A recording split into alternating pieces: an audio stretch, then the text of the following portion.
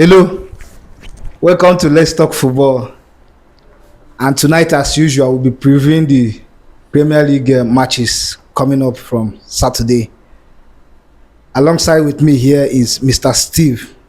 Steve, you are welcome to Let's Talk Football. Oh, goodness. And also here with me, as usual, is Mr. Dre. Dre, you are welcome to Let's Talk Football. Joining us for the first time here is Mr. IBB Ibrahim. You are welcome to Let's Talk Football. Bonus for life.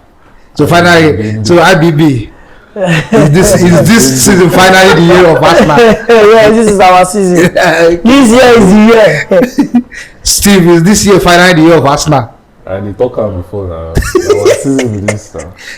What champion? What is going on? Is this year your year? Let's leave it in the hand of God. You drink a marathon. Is this year my year? Every year has always been my year. That's what makes the difference. That's a lie. It's alright. So we'll be previewing the weekend matches starting from Manchester United versus Sunderland at Old Trafford, and also Chelsea versus Liverpool, and also Arsenal versus West Ham United. So we'll preview those matches. We'll talk about it. So sit, relax, and enjoy us while we talk about it. So I will start with you, Mr. IBB. Manchester United will take on Sunderland this Saturday. Sunderland has been in form in 6 matches. They have played out 2 draws, won 3 matches, and lost a game. Currently on 11 points, they sit 5th on the Premier League table. So IBB, the question I'm asking you is Manchester United versus Sunderland. Who do you think will take all 3 points? I would predict the match for a draw, a straight draw. A draw? Yes. Manchester United fans will not be happy with this. I don't care. I'm an Arsenal fan, and I'm even being lenient with them if I'm saying they are going to play a draw, because form-wise, Sunderland is playing better football to feed the eyes, better results so far this season. And for me, I would still appreciate the squad than the Manchester United. The Manchester United squad has value, and they have, maybe the players have track record, but so far so good. They have been so poor this season, and a lot of people have been blaming the system. But at the same time, even if the system is not working, they are supposed to at least force some results their way this season. But unfortunately for them, they haven't been able to, get some valuable points for the team, and you definitely cannot give credit to that. But even me saying that they are going to come off with a draw now is like giving them an advantage of. Are they too bad to extent that they can't even pick 3 points against West Ham United? Of course, maybe. They are playing Sunderland, one of the most informed teams in the Premier League this season, and you ought to take into cognizance the form. You have to take into cognizance the form of Sunderland this season so far. You can't write them off and say because they are Sunderland, they are not going to give results on that day. And I'm rooting for them. Dari, I'm with you. Manchester United last time out against Brentford, they lost 3-1. What must they do against Sunderland? Come tomorrow. Yes. Against Sunderland, they just have to the only thing they can do is to change the system. The coach has to bring something that brings out positive results. Playing against a team that have refused to play as underdog right from the start of the season, we just have to believe that okay, if we can play the likes of Brentford, play the likes of Chelsea, play the likes of they have played different teams, and even Grimsby, what is the name, and the results is not showing. Even against Chelsea, the game was somehow. So you just have to be okay, what can we do to change the results? And the only thing they can do now is to change the pattern of play.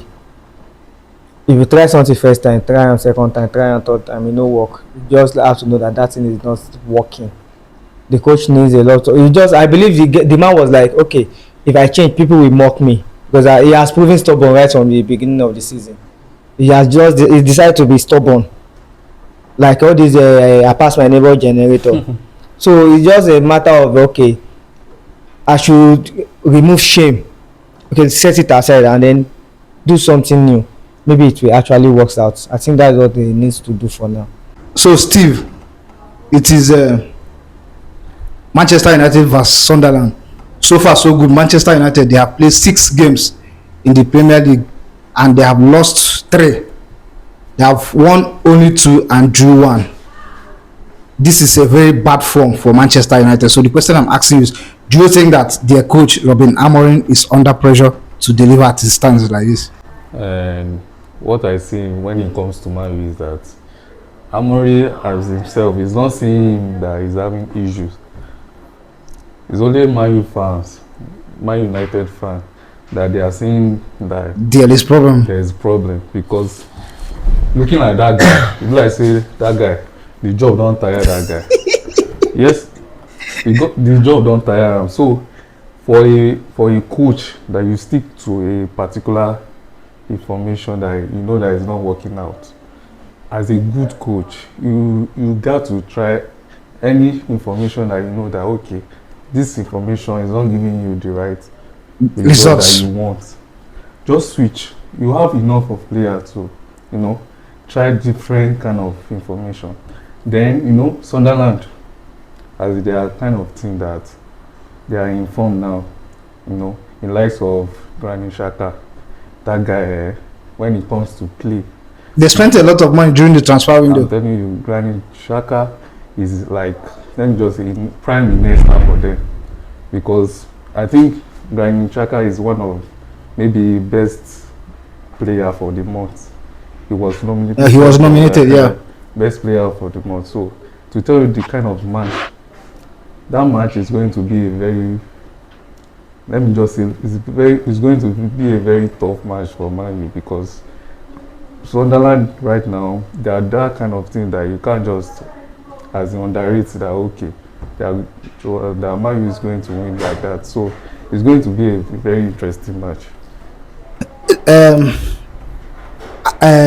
IBB, I want to ask you something. If you are to identify Manchester United's problem, we know Manchester United as a big club. Last season, they finished 14. The previous season, they finished 8. So the question I'm asking, if you are to identify Manchester United's problem, what do you think is actually wrong with Manchester United as it stands? For me, a lot of things.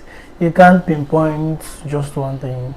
And you have to take into cognizance that a lot of people blame the system. You understand? And I'll be coming back to that. But first of all, I would like to criticize the players. I would like to somehow I've not missed their match. Sorry, if you have to say that you have to criticize the players, is it that Manchester United players, they have not been giving their best to the club or yes, what? For me, in my opinion, the reason why I'm asking is we watched players like Sancho, whom they said was the problem. He came to Chelsea and he performed. Currently, Rashford is on loan to Barcelona, and we saw what he has been doing since he get there. He scored 2 goals in the Champions League. He also provided an assist the last time in the Champions League against PSG. We also saw Hojlund in the Champions League. He's also scored 2 goals. So if you are saying that you think that the players should take some blame, do you think that the Manchester United players, while wearing the jersey of Manchester United, they have not been giving their best or what? I don't know. Just elaborate on it. Yes, I was coming there. It all boils down to the culture of the club, the mentality, the mindset, the work rate of the players. For me, I watch their match and they always fall short every time, and it has been difficult for them because it's not just about the system, it's about the attitude sometimes. And you can only pinpoint 2, 3, 4 players on the field who are giving their best, and you see players going past by Manchester United players. From the defense, they lack concentration sometimes. It's just about, you begin to question the kind of culture they have in the club, what they do during the midweek, how they train, and sometimes the last match, look at Harry Maguire playing on the Brentford striker. What's his name? Jesus. Igo Jesus. Igo Jesus or something. No, you know? Igo Jesus playing for. Igo Thiago. Igo Thiago, yeah. Igo Thiago, yeah. So he played him on, and it was not just, you know when you talk about margins, it's the biggest of margins. He played him on very, very, very, very well. And you want to imagine what is going through his head at the moment as a central defender, the last man of the line, where they are playing 3-back man. You understand? And you see Harry Maguire deep in his half, and the other players, and you begin to wonder how they have been training and what their preparation has been from time and all of that. So you can't blame that on the coach, because as a central defender, even if I'm not a professional footballer, as a central defender, you're not supposed to be that deep in your half when the others are far from you, and you play him on, you are not even close to him to maybe to talk about maybe recovery, or he played him on, and there was a very huge gap between them, and you now begin to wonder, is that the system? No. You understand? Look at Bruno Fernandes' penalty in their last match as well. You know, this is the second penalty he has missed. Sure. Second crucial penalty he has missed this season, and he was voted he was voted player of the month in Manchester United, by the way. I don't know, maybe I don't know what. For a player to miss 2 penalties in a month and still wins the player of the, it talks about the kind of mentality and the kind of attitude they have in Manchester United currently. I'm going to stop him there. When you are talking about the kind of attitude and mentality, everything boils down on the coach that you are having. You understand the kind of mindset that you are instigating to these players. You know, if you are that kind of manager that you are not even having anything, that you are not even sure about what you want to do, no how that player is going to try off. I won't agree with you. You know why I'm not agree with you? For example, You know why I'm not agree with you? Sorry. Okay, let's fall back when Arsenal was still parading. Okay, when we never had Arteta, we have a bunch of players that they are just doing anyhow, and Arteta come in, the first season he tried to study all those players, that okay, which kind of player that can lead to what he is trying to do in the club. You understand? When you see that a lot of players that are there, they are not performing so well, your duty, your right is that okay, any player that is not performing for you, they have the time. You have that chance for them to sell them out. But do you think that Manchester United are going to give Amorim such hand to operate? Why not? Okay. When you are coming, there's a lot of things involved before you can sign that contract. They have their own proposal as the terms and conditions. You too, you have to, as a manager, you have to have your own terms and conditions. Okay, if you are not giving me this, I'm going to walk out at any fucking time.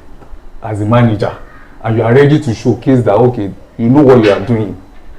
I'm so convinced that Arteta has his own plan, which he presents to the Arsenal directors and Arsenal board, that makes them to believe that okay, this guy can truly do it for them. Because if not, in Arteta first 2 seasons, Arteta should not be in Arsenal presently, because in first 2 seasons he does not perform. It does not even show that he's going to do it right, because in first season he ended as 8th position. The second season he ended as 8th position. The third season he ended as. But he won trophies during those times. That is what I'm saying. You can't compare league and competition. How many matches are you playing in the league? I agree. Anybody can win the league, the competition. Crystal Palace won the FA Cup last season. That does not mean that Crystal Palace is a better player than Man City or Arsenal. To tell you that this is the competition, anybody can win the competition. So when Arteta winning the FA Cup that first season does not mean that okay, he's a better manager. Fine, he can just pave a way for you to stay to gain that trust in the fans and as in the person that give you the work that okay, you can do it. But as a manager, fine, when you see that this thing is not working out right for you, change your pattern. When this guy come in, Conte. I think he played like 10 matches for Chelsea. That first season when Conte won the league. He played the same pattern of play for Chelsea for like 10 matches. And he realized that, okay, this thing is not working right. And he switched to 3-4-3. And at the end of the day, he won the league. With even Victor Moses that everybody was complaining that this guy is not good. So to tell you that Amorim has a lot of factors to do in Man U.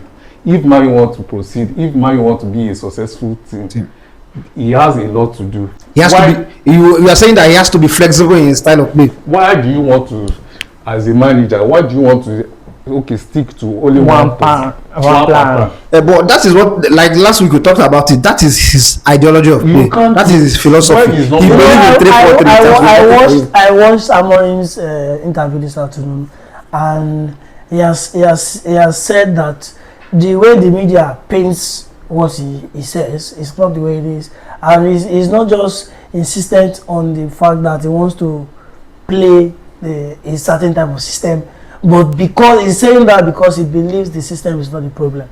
Okay. Are you getting it now? He believes the system is not what the system is not the reason why they are losing, but a lot of factors are involved in the reason why and the smallest of margins as well. You know, and like I said, there are some things, we are talking about professionals here, and there are some things that you don't look away from. You understand? You always make sure to always want to take into account these things. You understand? Like I said, I was going to come to Amorim and I was going to talk about his flexibility, and Steve has spoken a lot about it. And when Arteta came to Arsenal, he started with the back five because of the amount of average players he had then. So Socrates, Paspatulos, Mustafi, David Luiz, Maitland-Niles, Odin. Odin was our best defender at the time, and you can imagine a team where Odin is the best defender. You begin to wonder how he's going to manage, and because he knows the amount, the lack of depth, the level of technicality and level of football these guys can produce. He knows if he uses a 4-man, he's going to get beat. You understand? And he reverts back to a 5-man defense, whereby he's trying to avoid being beaten for some time before he signed Gabriel McAllister, before Saliba came back, and little by little was able to build the team. And at some point, when he began to have those players available, when he got Ben White and Tomiyasu, he started playing with a 3-back man. Then using the likes of Bukayo Saka and Maitland-Niles on the right wing and the left wing, while we have two central players. Then the likes of Smith Rowe and all of that were giving us results, and that was how Arsenal came back on the rise. And credit to him, because to his ability to adapt to the type of players he has, and that's what I'm expecting from Ruben Amorim. Deploying Bruno Fernandes back to a central role is limiting his ability, and it has been showing since last season. And a lot of things need to be corrected. You have the last match, I think he played Hamad Diallo in the midfield, and you have players who are now the Manchester United board has backed him, because they got him 3 attacking players, each worth about 60 million euros or 60 million pounds. And you begin to wonder what's happening to the results. What's happening to the result? He's supposed to be getting good results at this point in time, where if he believes the attack is the major problem, where he needs to reinforce, and they spent close to 200 million pounds on the attack, where they bought Brian Mbumo, Matheus Cunha, Benjamin Sesko as well. Credit to these players for their performance in their various clubs where they are coming from, and we know these players are very good players, but they are looking very average in this system. You understand? So a lot of things need to be questioned. I don't know why, in my opinion, why they didn't buy a midfield. I don't know why they didn't reinforce. He believe that they have that depth in it, because they have Maino, they have Casemiro, they have Ugarte, they have Fernandes in that midfield. All these players cannot deliver in Ruben Amorim's system. It has been showing since last season. And that is what I'm saying. It has been showing since last season. So some of these things are things I don't know, Man United, I think they have a particular company in charge, Ineos, they're in charge. I don't know what the kind of analysis they are doing. Maybe they believe these players can deliver, but unfortunately for them, these players are very, very average. And if you look at it, they are playing a 3-man defense, where the defense is almost exposed at every turn in time the opponent gets the ball. Mr. IB, I don't like when people are talking and I decide to like cut them off. That's why I've decided to keep my cool since morning. Okay. Yeah, when we are talking about Manchester United here, all these analysis you have given, all the good talk you have said, everything, it all boils down to the coach. Yes, sir. If you don't have a player, calm down.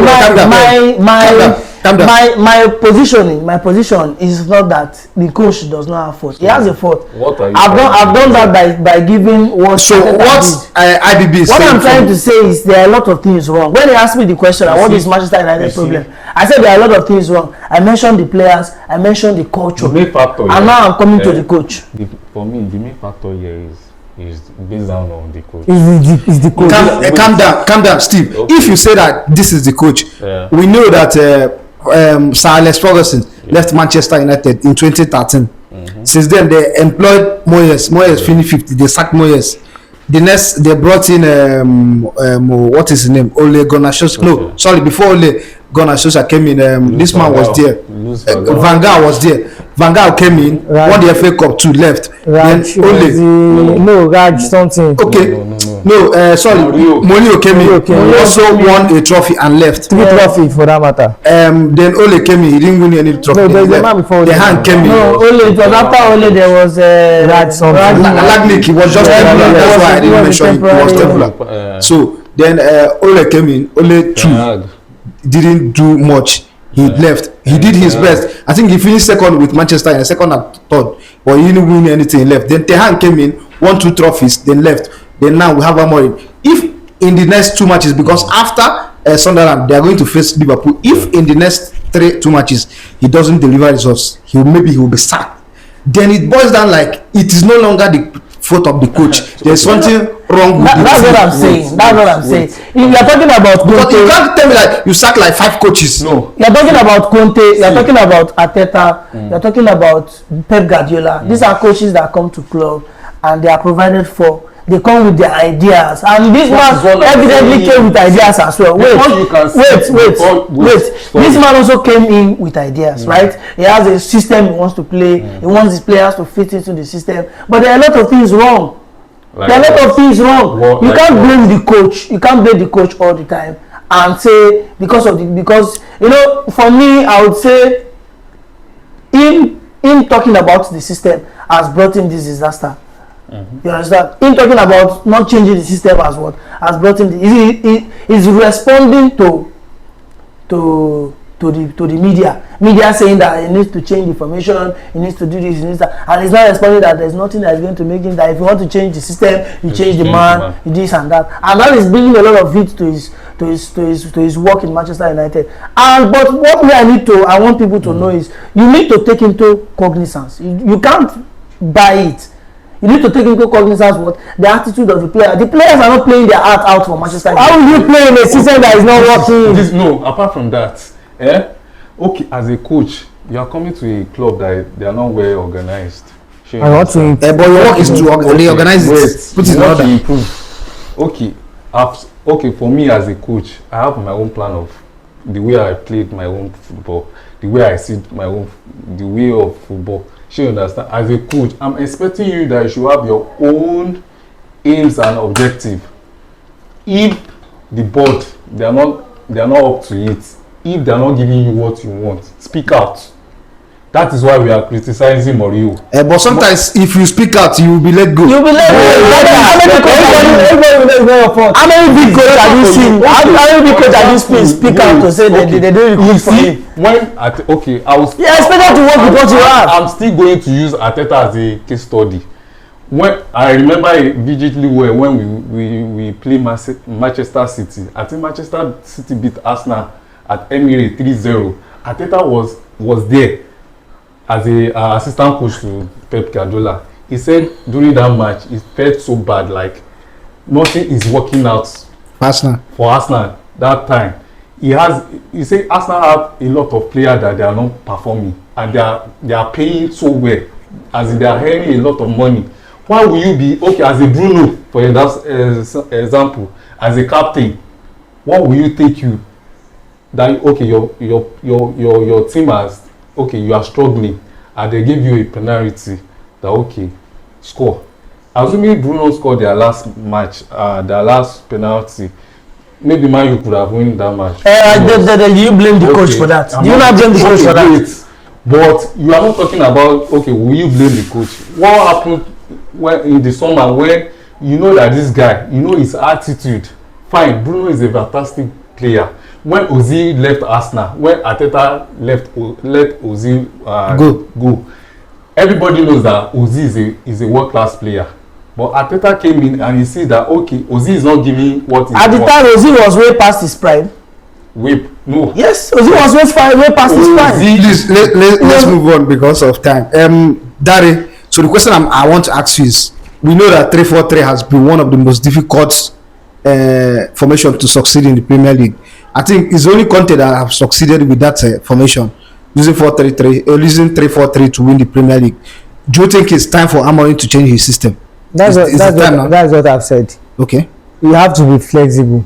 Flexibility is one of the characteristics of a good coach. Even Pep now is trying to like adapt to the new system. Like okay, he has used this for 7 seasons, it has worked, but it's like people are trying to find out.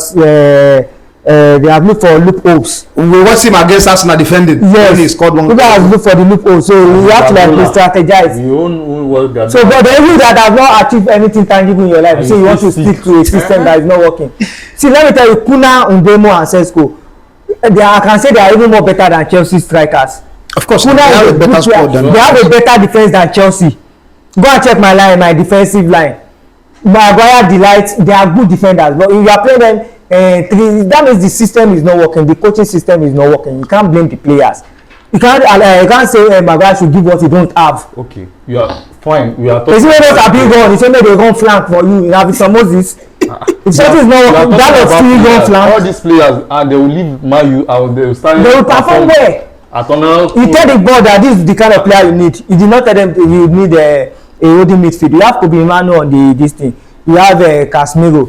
You have Ugarte, you have Bruno, as you have midfielders that is most defensive and central midfield. You have this set of people. Look for their strength. Deploy them according to what they can do. Maybe say if they use Bruno play, you thought they go from Gomba, go compete with Bruno. That means it's just as if you are telling the guy that I don't need you. Because the guy never ever bend Bruno. Bruno na big name. It's alright. So moving on. Never finish. You never finish. Move to better. You analyze that for years. Moving on. So Steve, Manchester United vs Sunderland. What will be the outcome? I think Man U is going to win. What is the scoreline? 2-1. Dari, Manchester United vs Sunderland. You know you have been our prophet. Prophet Dari. You are at least in the last about 4 times now. You have delivered. So what will be the outcome? That game title. I will give Sunderland 2-1. Sunderland to win 2-1. Yes. Maybe you have delivered 4 times. No, I'm looking at I'm just looking at the current form. One is at the top of the first 10. The other one is lagging behind. No, Sunderland is currently 5th, 11 points. Yes. They are currently on the forms of the it's not the name now. It's the form of the teams. So IBB, what will be the outcome? Manchester United vs Sunderland. I'm going to predict a 2-2 draw. 2-2 full-time draw.